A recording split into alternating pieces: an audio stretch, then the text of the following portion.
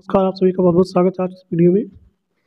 आज हम UP DElEd third semester के शैक्षिक मूल्यांकन क्रियात्मक शोध एवं नवाचार के एमसीक्यूएस क्वेश्चंस को लेकर आए हैं, जो कि बहुत ही इंपॉर्टेंट क्वेश्चंस है इसमें से। तो चलिए स्टार्ट करते हैं इसको। आज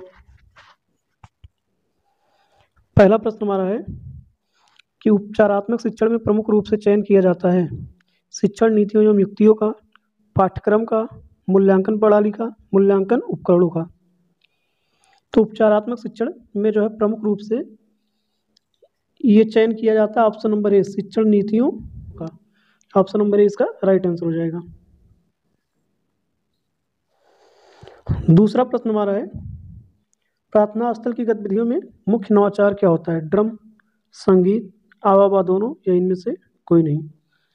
तो प्रार्थना स्थल पर जो गतिविधियां होती हैं इसमें ड्रम और संगीत दोनों मुख्य नवाचार है। Right answer option number C हो जाएगा इसका। अगला प्रश्न हमारा कि रेड क्रॉस सोसाइटी का उद्देश्य नहीं है सेवा करना, स्वास्थ्य में वृद्धि, मातृत्व का विकास, परीक्षा को तैयार करना। अब रेड क्रॉस जो सोसाइटी है उसका उद्देश्य नहीं है पूछा इसमें, तो ये हो जाएगा परीक्षाओं को तैयार करना। ऑप्शन नंबर डी इसका राइट आंसर हो जाएगा। अगला प्रश्न है कि मापन का सामान्य सिद्धांत है। मापन का इसमें सिद्धांत पूछा है कौन सा है? गणित, विज्ञान, सामाजिक विज्ञान या अर्थशास्त्र। तो इसमें जो मापन का सामान्य सिद्धांत ये हो जाएगा मैथ, गणित। Option number A right answer होगा। अगला कि ब्लूम टेक्सोनॉमी कब विकसित हुई थी, किस सन में? 1957, 1958, 1956 या 1955। तो ब्लूम टेक्सोनॉमी जो है ये 1956 में विकसित हुई थी। ऑप्शन नंबर सी इसका राइट आंसर हो जाएगा। इन सभी प्रश्नों को आप लोग जो है अच्छे से याद कर लीजिएगा, किसी न किसी सन में जो है पूछे गए हैं। 2018, 22, 23, 23 में, फिर 19, 23 में। अगला प्रश्न है, मूल्यांकन होता है केवल मात्रात्मक, केवल गुणात्मक, मात्रात्मक एवं गुणात्मक दोनों, इनमें से कोई नहीं।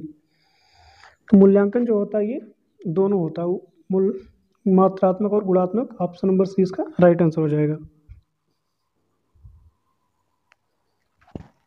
अगला की मूल्यांकन प्रक्रिया के सोपान है शिक्षण उद्देश्य, सीखने से उत्पन्न अनुभव, व्यवहार परिवर्तन, सभी। तो मूल्यांकन प्रक्रिया के जो सोपान है ये इनमें से सभी हो जाएंगे। ऑप्शन नंबर डी इसका राइट आंसर। शिक्षण उद्देश्य, सीखने से उत्पन्न अनुभव, व्यवहार परिवर्तन। अगला मूल्यांकन वह प्रक्रिया है जिसके द्वारा शिक्षक एवं छात्र यह निर्णय करते हैं कि शिक्षण लक्ष्यों को प्राप्त किया जा रहा है या नहीं। यह कथन किसका है? ग्रीन का, ली का, क्रॉनबैक का या क्विलिन तथा हन्ना का। इसका right answer option number C हो जाएगा। क्रॉनबैक इसका राइट आंसर हो जाएगा। ऑप्शन नंबर सी कि जो मूल्यांकन वह प्रक्रिया है जिसके द्वारा शिक्षक एवं छात्र यह निर्णय करते हैं कि शिक्षण लक्ष्यों को प्राप्त किया जा रहा है या नहीं। तो ये कथन क्रॉनबैक ने दिया था। ऑप्शन नंबर सी इसका राइट आंसर होगा। अगला प्रायोगिक मूल्यांकन होता है विज्ञान, भूगोल व कृषि में, हिंदी तथा संस्कृत में, इतिहास तथा नागरिक शास्त्र में या दर्शन शास्त्र में। तो जो प्रायोगिक मूल्यांकन होता है ये विज्ञान, भूगोल व कृषि में होता है। इसका right answer option number A हो जाएगा। अगला प्रश्न दिया कि मूल्यांकन प्रक्रिया का केंद्र बिंदु होता है विद्यार्थी, अध्यापक, विद्यालय या प्रधानाचार्य। तो मूल्यांकन प्रक्रिया का जो केंद्र बिंदु होता है वो होता है विद्यार्थी। ऑप्शन नंबर ए इसका राइट आंसर हो जाएगा।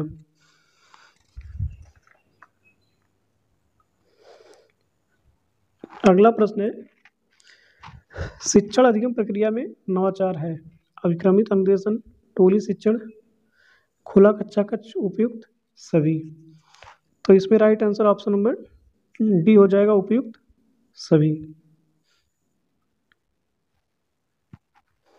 अगला कि ब्लूप्रिंट है प्रश्न पत्र की आधारशिला, शिक्षण की आधारशिला, विद्यालय की आधारशिला या इनमें से कोई नहीं।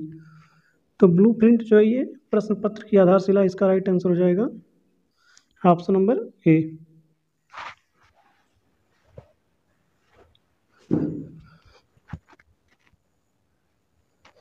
अगला क्रियात्मक सोच का मूल आधार है समस्या का तुरंत हल, समस्या भी हमारा, हल भी हमारा, सिद्धांत का निर्माण, बड़ी से बड़ी समस्या का हल। तो इसमें जो क्रियात्मक सोच का मूल आधार है ये जो है समस्या भी हमारा और हल भी हमारा, ऑप्शन नंबर 20 का राइट आंसर हो जाएगा। अगला सामुदायिक सहभागिता में नवाचार है एनसीसी, स्काउटिंग, रेड क्रॉस या उपयुक्त सभी। तो इसमें जो सामुदायिक सहभागिता का नवाचार है इसमें तीनों हो जाएगा, तो ऑप्शन नंबर डी इसका राइट आंसर हो जाएगा।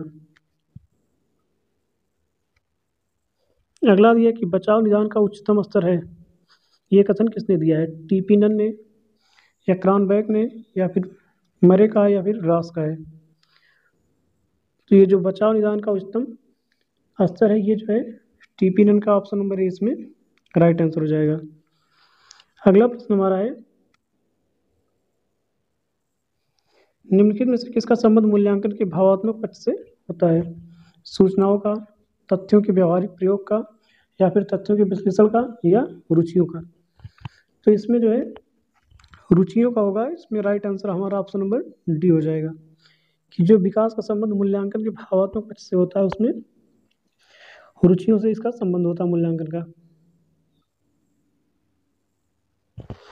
अगला है सतत और व्यापक मूल्यांकन की प्रक्रिया में मुख्यतः कितनी क्रियाएं होती हैं? तो इसमें जो है 5 क्रियाएं होती हैं, ऑप्शन नंबर डी इसका राइट आंसर हो जाएगा सतत और व्यापक मूल्यांकन की।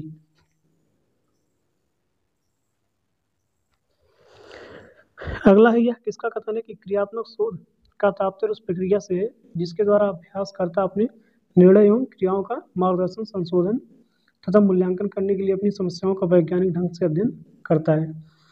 गुड का है या फ्रॉबेल का है या महात्मा गांधी या कोरे का है? तो ये जो है ऑप्शन नंबर डी होगा इसका, ये कोरे का कथन है, ऑप्शन नंबर डी सही होगा इसका। अगला है कि मापन होता है गुणात्मक, मात्रात्मक, तुलनात्मक या उपयुक्त सभी।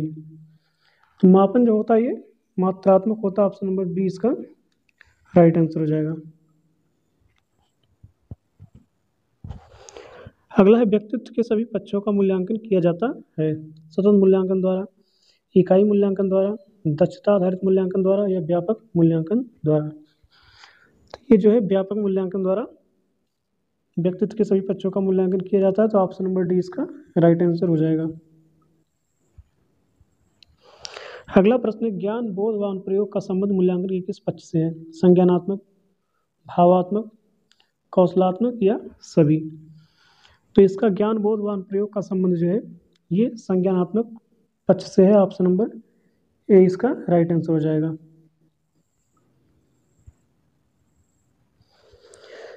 अगला सत्र के अंत में किया जाने वाला मूल्यांकन कहलाता है सतत मूल्यांकन, वार्षिक मूल्यांकन, दक्षता आधारित मूल्यांकन या कोई नहीं? तो सत्र के अंत में जो मूल्यांकन किया जाता है वो वार्षिक मूल्यांकन होता है, इसका right answer option number B हो जाएगा। अगला है कि उत्तम परीक्षण की विशेषता नहीं है, इनमें से उत्तम परीक्षण की विशेषता पूछा कि कौन सा नहीं है? वैधता, विश्वसनीयता, वस्तुनिष्ठता या कठोरता? तो इसकी जो विशेषता है विश्वसनीयता जो है उत्तम परीक्षण की विशेषता नहीं है, ऑप्शन नंबर बी इसका राइट आंसर हो जाएगा विश्वसनीयता। अगला छात्रों की रुचियों, संवेगों एवं मनोवृत्तियों से संबंधित मूल्यांकन का पक्ष कहलाता है संज्ञानात्मक, भावात्मक, कौशलात्मक या कोई नहीं? तो ये जो है भावात्मक पक्ष होता है, इसका राइट आंसर हो जाएगा ऑप्शन नंबर बी जो है। अगला है कि छात्रों की त्रुटियों का ज्ञान होने पर उन्हें दूर करने के लिए किया जाने वाला शिक्षण कहलाता है निदानात्मक शिक्षण, नवाचारी शिक्षण, उपचारात्मक शिक्षण या कौशल आधारित शिक्षण? तो छात्रों की जो त्रुटियों का ज्ञान होने पर उन्हें दूर करने के लिए जो शिक्षण प्रयोग किया जाता है वो होता है उपचारात्मक शिक्षण, ऑप्शन नंबर सी इसका राइट आंसर हो जाएगा। अगला व्यापक मूल्यांकन द्वारा मूल्यांकन किया जाता है व्यक्तित्व के सभी पक्षों पर, नैतिक मूल्यों का, शांत शिक्षा का, केवल संप्राप्ति का? तो ये जो व्यापक मूल्यांकन द्वारा मूल्यांकन किया जाता है ये जो है व्यक्तित्व के सभी पक्षों का किया जाता है। ऑप्शन नंबर ए इसका राइट आंसर हो जाएगा। अगला कि मूल्यांकन का संज्ञानात्मक पक्ष संबंधित है ज्ञान से, बोध से, अनुप्रयोग से या उपयुक्त सभी से। तो ये जो है सभी से संबंधित है, बोध, ज्ञान और अनुप्रयोग जो मूल्यांकन का संज्ञानात्मक पक्ष है, इसलिए इसका right answer option number D होगा। अगला प्रश्न है कि सतत मूल्यांकन कहलाता है सत्र के अंत में किया जाने वाला मूल्यांकन, सत्र के मध्य में किया जाने वाला मूल्यांकन, नित्य प्रति किया जाने वाला मूल्यांकन या उपयुक्त सभी। तो ये जो होता है उपयुक्त सभी रहेगा, इसका right answer option number D. जो सतत मूल्यांकन होता है इसमें सभी आता है। उत्तम परीक्षण की विशेषता है वैधता, विश्वसनीयता, वस्तुनिष्ठता या उपयुक्त सभी। तो उत्तम परीक्षण की जो विशेषता होती है वो तीनों होती है। ऑप्शन नंबर डी इसका राइट आंसर हो जाएगा।